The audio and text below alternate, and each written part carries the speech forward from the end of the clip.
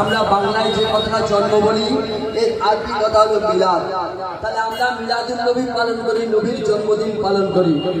এটা আমাদের মধ্যে কিছু মুসলমান আছে, তারা বেদাত বেদাত করে গলা ফাটায়, তারা বেদাত বেদাত করে গলা ফাটায়।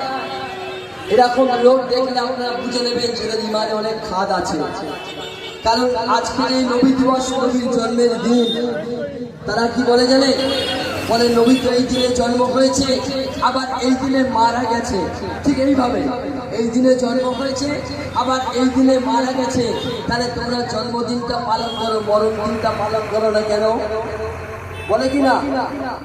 মরণ দিন পালন করে কেঁদেছিল কে জানে? আমার নবী যেদিন জন্ম হয়েছে সেদিন সারা দুনিয়া, কুল কায়নাত, জিন, ফেরেশতা, নূর, মালায়েক, আল্লাহ সবাই খুশি মানিয়েছে। একজন কেঁদেছিল, তার নাম হলো ইবলিস, শয়তান। আর আজকে যারা বলে তোমরা কাঁদো না কেন, ভেবে নিও এরা ইবলিস শয়তানের দলের লোক।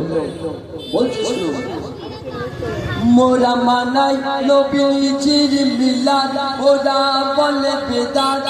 মোরা মানাই নবীজির মিলাদ, ওরা বলে বেদাত। ওদের ইমানেতে আছে ভরা খাদ, খুশিতে আসমান জমে পড়ে সূরা ইয়াসিন, এসেছে নবী মুহাম্মদ। মোরা মানাই নবীজির মিলাদ, ওরা বলে বেদাত।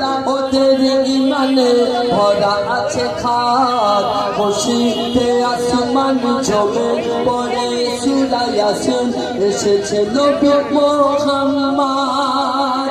আর নবীজির জন্মে দেখেছিল ইবলিস।